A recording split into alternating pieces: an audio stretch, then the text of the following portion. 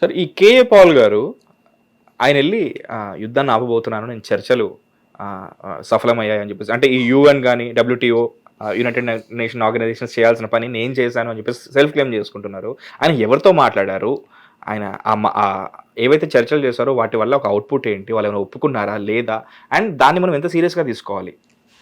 నేను అనుకుంటే ఎందుకు మీరు సీరియస్గా తీసుకుంటే నాకు అర్థం కావట్లేదు. ఇది అనదర్ జోకర్ అంతే. మీరు ఆయన ఎందుకు సీరియస్గా తీసుకుంటున్నారు? ఎవరు తీసుకోరు కూడా ఆయన్ని. ఆయన చెప్పిన మాటలు దీనికన్నా ముందు కూడా విన్నాం మేము. ఓకే, ఒక లేడీని కేరళ నుంచి ఒక లేడీకి డెత్ సెంటెన్స్ ఇస్తే ఆయన రెస్క్యూ చేయడానికి వెళ్ళిండు. అది మొత్తం మెస్అప్ అయిపోయింది దాని తర్వాత. ఓకే, ఈయన దీనికన్నా ముందు కూడా ఇక్కడ వచ్చి పాలిటిక్స్లో దిగే ముందు ఇదే ఫుల్ టైం పని ఉండే. ఎక్కడ పోతున్నాను, ఇక్కడ వస్తున్నాను, వాళ్ళతో ఫోటో తీసుకుంటాడు, ఈ హెడ్ ఆఫ్ స్టేట్తో ఫోటో తీసుకుంటాడు. కేఏ పాల్ లాంటి వాళ్ళు సీరియస్ తీసుకోకర్లేదు మనం.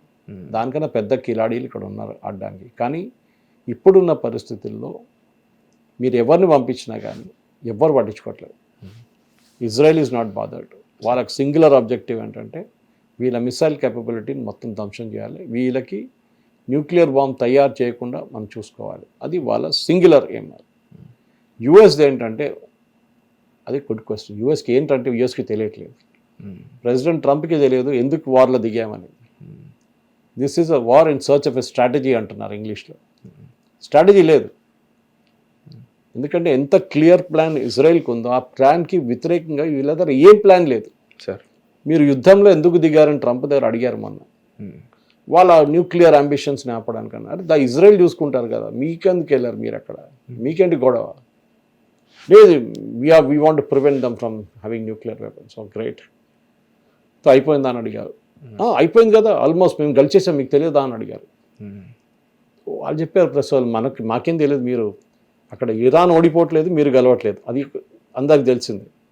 కానీ మీరు ఎన్ని రోజులు నడిపిస్తారు ఇది? As of now Mahesh $11 billion ఖర్చు అయినాయి. మన వరకు 3 బిలియన్ సార్, ఇప్పుడు 11. 50 బిలియన్ కావాలి ఈ వార్ ఆపాలంటే అంటున్నారు ఇప్పుడు. So president Trump is going to the US Congress, వాళ్ళ parliament, and asking for $50 billion. బహుశా వాళ్ళు ఇయ్యవచ్చు, ఎందుకంటే ఇదంతా డిఫెన్స్ కాంట్రాక్టర్స్కి వెళ్తుంది మోస్ట్ ఆఫ్ ద మనీ. ఈ డిఫెన్స్ కాంట్రాక్టర్స్ ఈ ఎలక్షన్ టైంలో వీళ్ళకి ఫండింగ్ ఇస్తారు. సో ఇది క్విట్ ప్రో కో. మీకు సహాయం చేసాం, మాకు ఒక 2000 పేట్రియట్ మిసైల్స్ కావాలి, ఒక్కొక్క మిసైల్ $1 బిలియన్. సో మీరు ప్రొడ్యూస్ చేయండి, మాకు $2,000 మిలియన్ మీకు వచ్చేస్తుంది. రేట్ కూడా వాళ్ళే ఫిక్స్ చేస్తారు, $1 బిలియన్. అది అక్కడ అంతే. డిఫెన్స్ టెండర్ పిలవడం ఏమి ఉండదు అక్కడ. ఓకే, ఈ పరిస్థితుల్లో ఇప్పుడు యుఎస్ యుద్ధం ఎట్లా ఆపుతారు అదే పెద్ద క్వశ్చన్. ఎందుకంటే ప్రెసిడెంట్ ట్రంప్కి ఈగో. ఇరాన్ ఏమంటున్నారు, మేము చెప్పాం కదా, మిమ్మల్ని ఓడించే ఉంటాం మేము, 10 సంవత్సరాలు కాంటే 10 సంవత్సరాలు పోరాటం చేస్తాం మేము అంటున్నాం. బికాస్ వాళ్ళకి అండర్ గ్రౌండ్ నుంచి చైనా నుంచి రష్యా నుంచి సప్లై ఏం లేదు. Russian defence industry it self is gone totally, అయిపోయింది, ఫినిష్డ్. ఓకే, రష్యా వైపు నుంచి వీళ్ళకి శాటిలైట్ ఇమేజరీ అదేనే వస్తుందా కానీ ఆయుధాలు ఏం రావు అక్కడ. వీళ్ళ ఆయుధాలు ఇచ్చారు రష్యాకి, షహీద్ డ్రోన్స్, యుక్రెయిన్ టైంలో అప్పుడు ఇచ్చారు. అవును. So Russia major production centre రష్యాకి తజికిస్తాన్లో ఉంది, ఎక్స్ సోవియట్ రిపబ్లిక్.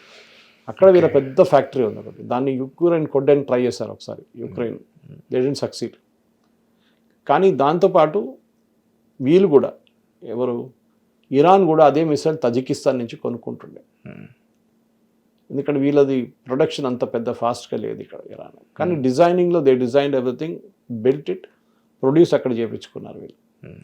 ఇప్పుడున్న దాంట్లో చూడండి, డ్రోన్స్ చూడండి. ఇప్పుడు క్యాల్కులేషన్ ఏంటంటే ఇజ్రాయెల్ ఏమన్నారు, యుద్ధం మొదలయ్యే ముందు 2000 డ్రోన్స్ ఉన్నాయి వీళ్ళ దగ్గర అన్నారు. అండ్ ఒక 25,000 నుంచి 35,000 దాకా డ్రోన్స్ ఉందన్న.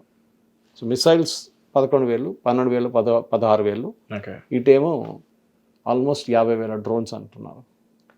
దాంట్లో చాలా మటుకు almost 20 to 30% Israel and US కొట్టేశారు, మొత్తం ధ్వంసం చేశారు. మిగతా ఇంకా ఎక్కడెక్కడో ఉంది, ఎక్కడుందో తెలియదు.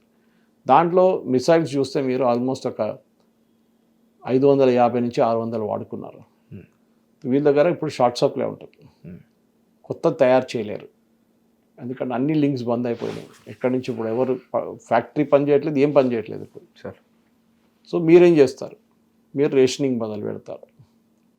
అంటే రోజుకి 20 మిసైల్ కొట్టే బదులు రోజుకి 5 మిసైల్ కొడతారు టార్గెటెడ్గా, ఎప్పుడు కొట్టాలో టైం పెట్టుకొని. డ్రోన్ కూడా అంతే. ఓకే, బికాస్ ఫ్రెష్ స్టాక్ మీకు రాదు, రానియర్ అమెరికా తీసుకొచ్చే షిప్నో ఆపేస్తారు ఎక్కడో వాళ్ళు అలౌ చేయరు కూడా. ఇట్లాంటి పరిస్థితుల్లో మహేష్ గారు, సో దెన్ యుద్ధం ఆపేది ఎట్లా?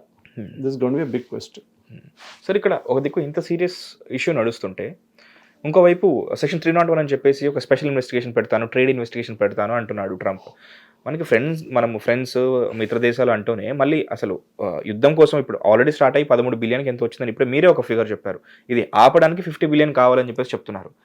దీనిపైన ఫోకస్ చేయకుండా ఈ ట్రేడ్ ఇన్వెస్టిగేషన్ చేస్తానన్నాడు ఏంటి సార్? అంటే మనల్ని శత్రువులుగా చూస్తున్నాడా? మన మీద ఒకటే కాదు, 64 దేశాల మీద ఎంక్వైరీ ఉంది. Enquiry trade investigation enquiry. President Trump మీద అక్కడున్న యుఎస్ సుప్రీంకోర్టు టారిఫ్ దాని జడ్జ్మెంట్లో కొట్టిపడేసినప్పుడు వీళ్ళకున్న 2-3 ఆప్షన్స్. ఒకటి ఇప్పుడు పెట్టిన 15%, అది కూడా కాంగ్రెస్ అప్రూవల్ కావాలి. అప్రూవల్ ఏమో 3 నెలల లోపల రాకపోతే then this is void, null and void. Okay, ఇప్పుడు ఈ పర్టికులర్ మీరు చెప్పిన దాన్ని ఇన్వెస్టిగేషన్ ఎందుకు చేస్తారంటే వాళ్ళ చట్ట ప్రకారం అది రూల్. అది ట్రేడ్ కమిషనర్ వాళ్ళు ఇన్వెస్టిగేట్ చేస్తారు. మనం భారతదేశంలో ఇన్స్టాల్డ్ సిమెంట్ కెపాసిటీ ఎంత, మన డొమెస్టిక్ డిమాండ్ ఎంత, డొమెస్టిక్ డిమాండ్ కన్నా 200% ఎక్కువ పెట్టుకున్నారంటే వాళ్ళకి డౌట్ వస్తుంది. ఎందుకు ఈ 200% ఎక్కువ? మీరు ఏం చేయడానికి చేస్తున్నారు? ఎక్స్పోర్ట్ చేస్తాం. మీరు ఎక్స్పోర్ట్ చేసినప్పుడు మీ ప్రైస్ ఏంటి? మా ప్రైస్ ఎన్ని డాలర్లు అంటే అమెరికా కన్నా తక్కువ. అప్పుడు డంపింగ్ ఛాన్సెస్ ఎక్కువ ఉంటుంది. అక్కడ తీసుకెళ్ళి డంప్ చేసేస్తాం. చైనా కూడా చేస్తారు, మన దగ్గర స్టీల్ డంప్ చేస్తారు రెగ్యులర్. అవును సార్, కార్స్ కూడా ఇంతకుముందు చేస్తారు. అల్యూమినియం మనం దాన్ని టారిఫ్ పెట్టేస్తాం, దాని మీద మనం యాంటీ డంపింగ్ డ్యూటీ పెట్టేస్తాం. ఓకే, ఇప్పుడు జరుగుతున్న దాంట్లో స్పెసిఫిక్గా మన వైపు నుంచి ఏం చేయక్కర్లేదు. మనం వాళ్ళు ఎంక్వైరీ మొదలు పెట్టినాయండి, 60 దేశాలతో ఉన్నాయి. అన్నీ చేసిన తర్వాత వీళ్ళు ఏం చేస్తారంటే ఆ రికమెండేషన్ యూఎస్ కాంగ్రెస్కి సబ్మిట్ చేస్తారు సార్. అక్కడ మళ్ళీ దీని మీద డిస్కషన్ ఉంటుంది. Then only some decision can be taken. కానీ ఒకసారి మనం ఒప్పందం పెడితే, ట్రేడ్ డీల్ పెడితే, then this will become defunct.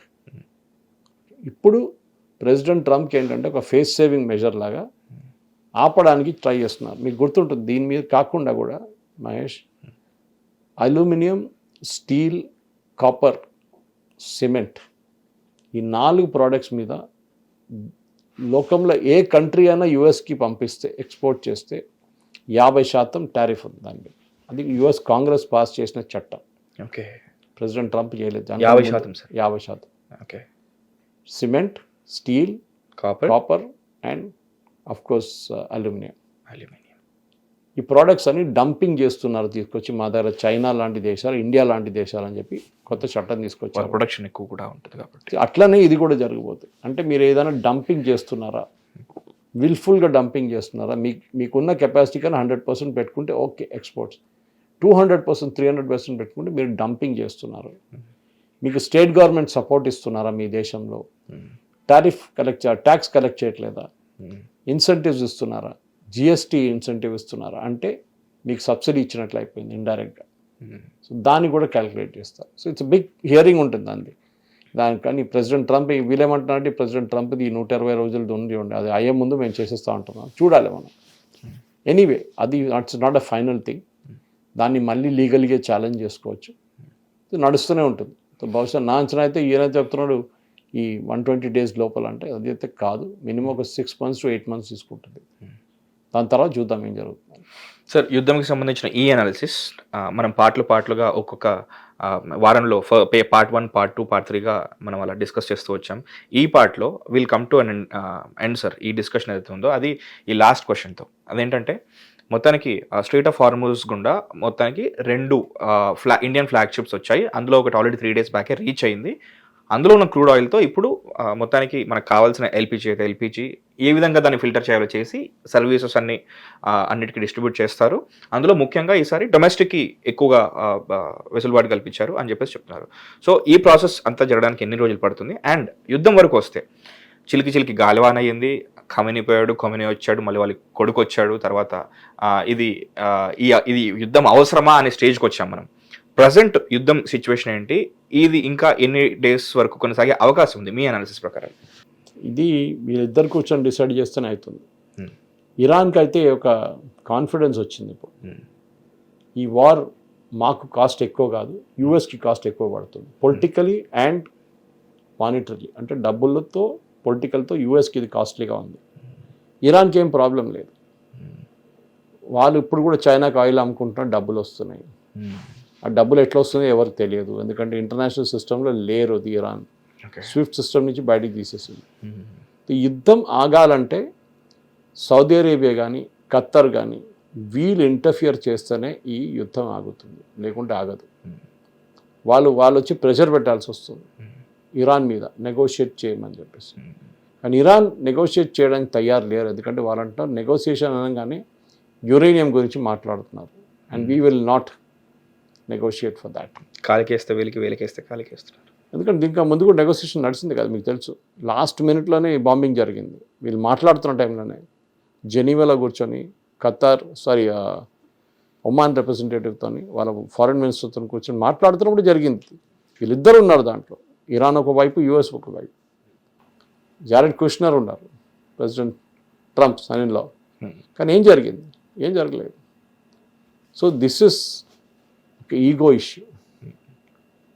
ట్రంప్కి ఏంటంటే ఆయన చేసింది అంతా కరెక్ట్, మిగతాలు చేస్తే అంతా తప్పు. He wants to prove that. But I think first time ఆయన ఏమనుకున్నాడు, వెనిజువేలా లాగా ఇది కూడా అట్లా అయిపోతుంది, సరెండర్ అవుతారు అనుకున్నా. అది కాలేదు. Iran is a different thing. Of course ఆ regime is very brutal regime, అదంతా మనం చెప్పొచ్చు. చాలామందిని చంపారు, లక్షల మందిని చంపారు. వాళ్ళని ఉండడానికి అర్హత లేదు వాళ్ళకి. కానీ మీరు కొత్త ఎవరిని తీసుకొస్తారు? ఇది ఈజిప్ట్ మన లిబియా లాగానో, ఇరాక్ లాగానో, లేకుంటే ఆఫ్ఘనిస్తాన్ లాగా మిగిలిపోతుందా? తర్వాత ఒకసారి ఉన్న రెజీమ్ పోయిన తర్వాత నెక్స్ట్ రెజీమ్ లేదు, కొట్టుకుంటున్నారు రోడ్డు మీద. అక్కడ ఏం చెప్తారు, సెక్టేరియన్ ఫైట్స్ నడుస్తుంది, గ్యాంగులు కొట్టుకుంటున్నారు, గవర్నమెంట్ అనేది లేదు. ఇరాక్ చూడండి, లిబియా చూడండి, సిరియా చూడండి, అంతా అదే సంగతి. సో యూఎస్కి ఒక అష్యూరెన్స్ ఇవ్వలేకపోతున్నారు, కొత్త గవర్నమెంట్ ఏంటి ఉంటుంది, ఎవరు రావట్లేదు ముందుకు. సో కొత్త గవర్నమెంట్ వచ్చేదాకా ఈ యుద్ధం నడుస్తూనే ఉంటుంది అకార్డింగ్ టు యుఎస్. ఇరాన్ ఏమంటున్నారు, మేము వీళ్ళని ఎవ్వరిని పట్టించుకోము, మాకు కావాల్సింది మేము చేసుకుంటాం. చూడాల్సింది ఏం జరుగుతుందని. మన ఏదైతే క్రూడ్ ఆయిల్ షిప్ ఏదైతే రీచ్ అయిందో అది ఫిల్టరేషన్ అంతా చేసి సప్లై వరకు వచ్చే స్టేజ్ రావడానికి, ఈ పరిస్థితి నార్మలైజ్ అవ్వడానికి, ఎక్కడైతే ఎల్పిజి సిలిండర్ల గ్యాస్ కొరత ఏదైతుందో అండ్ మిగతా ఏదైతుందో, ఇది ఒక వారం వరకు పట్టచ్చా సార్? ఫస్ట్ ఆఫ్ ఆల్ మన రిఫైనింగ్ చెప్పింది, మీరు చెప్పినది చూడండి, షిప్ ఒకటి ఇది కంటిన్యూస్ ప్రాసెస్. రోజుకి ఒక షిప్ వస్తుండే ముందు, ఇప్పుడు పెద్దది ఒకటి ఏదో వచ్చినట్టు మనం చెప్తున్నాం, కానీ బికాజ్ చాలా రోజు నుంచి షిప్ రాలేదు ఒకటి దానికోసం. సో ఈ ప్రాసెస్ నడుస్తూనే ఉంటుంది. ఎల్పిజికి కాస్ట్ డిఫరెన్స్ వచ్చింది, ఎల్పిజికి కన్జంప్షన్ ప్యాటర్న్ ప్రాబ్లం లేదు. ఎల్పిజి డొమెస్టిక్ సిలిండర్ రేట్ పెంచాల్సి వచ్చింది, and also commercial rate for commercial cylinder పెంచాల్సి వచ్చింది, ఎందుకంటే ఇంటర్నేషనల్ లెవెల్లో పెరిగింది. పెట్రోల్ డీజిల్ అంత పెరిగినా కానీ మనకి కొంచెం గ్యాప్ ఉంది, ఎందుకంటే ఈ పెట్రోలియం కంపెనీస్ దాన్ని అబ్జార్బ్ చేసుకుంటారు ఆ నష్టాలని. మనం 2010 దాకా పెట్రోలియం కంపెనీస్కి అప్పుడున్న కాంగ్రెస్ గవర్నమెంట్ బాండ్స్ ఇస్తుండే, ఆయిల్ బాండ్స్, రేట్లు తక్కువ పెట్టుకోవడానికి. అది ఇప్పుడు కాదు, ఇప్పుడు ఓపెన్ మార్కెట్ ఉంది, ఇంటర్నేషనల్ రేట్ ఎంత ఉంటుందో అదే రేట్ ఇండియాలో ఉంటుంది. కానీ మనం ట్యాక్సులు తగ్గించుకోవచ్చు. అండ్ యాజ్ ఐ సెడ్, ఇప్పుడు చేస్తుంది దాంట్లో కూడా గవర్నమెంట్ కొంచెం ఇంటర్ఫియరెన్స్ చేసి, మీరు ఆయిల్ కంపెనీస్ ద్వారా చెప్తారు, మీరు కొంచెం అబ్జర్వ్ చేసుకోండి లాసెస్ని, కొన్ని రోజుల తర్వాత చూద్దాం అని ఏమవుతుంది, అప్పుడు మనం డిసైడ్ చేసుకోవచ్చు. సో ఇప్పటికీ పెట్రోల్ డీజిల్ ప్రైసెస్ పెరగట్లేదు, కానీ ATF, airline turbine fuel, aircraft, అది కొంచెం పెరిగింది అనుకుంటా. దానికోసం ఎయిర్ ఇండియా కానీ మిగతా ఎయిర్లైన్స్ కానీ డొమెస్టిక్ అండ్ ఇంటర్నేషనల్ రేట్స్లో కూడా వాళ్ళ రేట్లు పెంచేస్తున్నాం. ఇది మన దేశంలో కాదు, ప్రతి దేశంలో కూడా, యూకే చూడండి, యూరోప్ చూడండి, మిగతా ప్లేసెస్ కూడా, అన్ని ఇంక్లూడింగ్ యుఎస్, ఈ రేట్ హైక్ ఈజ్ ఇన్ఎవిటబుల్ అని చెప్పొచ్చు. ఎప్పుడు దిగి కిందకు వస్తుందో, అది ఎప్పుడు తగ్గుతుందో చెప్పలేము. అదంతా ఇరాన్ మీద ఉంటుంది, యుఎస్ మీద కాదు. సో అది ఎంకిపల్లి సుబ్బిచావుకు వచ్చినట్టు ఇరాను యుఎస్ కొట్లాడుకొని వాళ్ళ వల్ల జరుగుతున్న ఈ గొడవ వల్ల స్ట్రెయిట్ ఆఫ్ హార్మూజ్లో మనకు ఇబ్బంది ఏర్పడి మన దగ్గర మాత్రమే కాదు, ప్రపంచ దేశాలన్నింటిలో కూడా చమురు నిల్వల వల్ల, దానికి సంబంధించిన ఇబ్బందుల వల్ల ఈ రేట్స్ అవి పెరగడం జరుగుతుంది. సో ఇది మనకు మాత్రమే కాదు, ప్రపంచ దేశాలన్నీ ఇబ్బంది పడుతున్నాయి. సో ఇది మళ్ళీ నార్మలైజ్ అవ్వాలంటే ఈ యుద్ధం ఆగాలి. ఈ యుద్ధం ఆగడం అనేది ఇప్పుడు ప్రపంచ దేశాలకు కూడా చాలా ఇంపార్టెంట్. అండ్ ఆల్రెడీ ఒక షిప్ ఇండియాకి రీచ్ అయింది కాబట్టి ఆ ఫిల్టరేషన్ ప్రాసెస్ ఏదైతే ఉందో అది జరిగితే ఎల్పిజి గ్యాస్ సిలిండరే కాదు, పెట్రోల్, డీజిల్ ఇంకా మిగతా విషయాలన్నింటిలో కూడా సిచ్యువేషన్ నార్మల్ అయ్యే అవకాశం ఉంది. సో దానికోసం వెయిట్ చేద్దాం. లేదు అంటే అప్పటికి ఇంకా యుద్ధం ఏ స్టేజ్లో ఉందో మనకు తెలుస్తుంది. దాని గురించి తప్పకుండా చర్చిస్తాం. State into Hit TV. This is Mahesh. Hit TV app, ఇందులో short news, live news, entertainment shows, movies, digital magazines తో పాటు మీ జిల్లా వార్తలను కూడా ఫ్రీగా చూడొచ్చు. ఇంకెందుకు ఆలస్యం, వెంటనే హిట్ టీవీ యాప్ ని డౌన్లోడ్ చేసుకుని ఫ్రీగా ఎంటర్టైన్మెంట్ పొందండి. Hit TV app. Hit TV app. Please download Hit TV app. Hit TV యాప్ని ఫ్రీగా డౌన్లోడ్ చేసుకొని ఎంజాయ్ చేయండి. మీకు నచ్చిన ఎంటర్టైన్మెంట్ కోసం హిట్ టీవీ యాప్ ని ఫ్రీగా డౌన్లోడ్ చేసుకుని ఎంజాయ్ చేయండి. హిట్ టీవీ యాప్ని డౌన్లోడ్ చేసుకుని ఆస్వాదించండి, ఆశీర్వదించండి. ఇంతమంది సెలబ్రిటీలు హిట్ టీవీ యాప్ ని డౌన్లోడ్ చేసుకోండి అని చెప్తున్నారంటే ఎంత మంచి యాప్ ఆలోచించండి. అమెరికా అమెరికా అమెరికా అమెరికాలో చదవాలనుకునే వాళ్ళకి విశ్వసనీయమైన పేరు మన శౌర్య కన్సల్టెన్సీ. UK లో 1 year masters, UK లో 1 year masters, 2 years work permit up to 5 years visa. Contact Saurya Consultancy.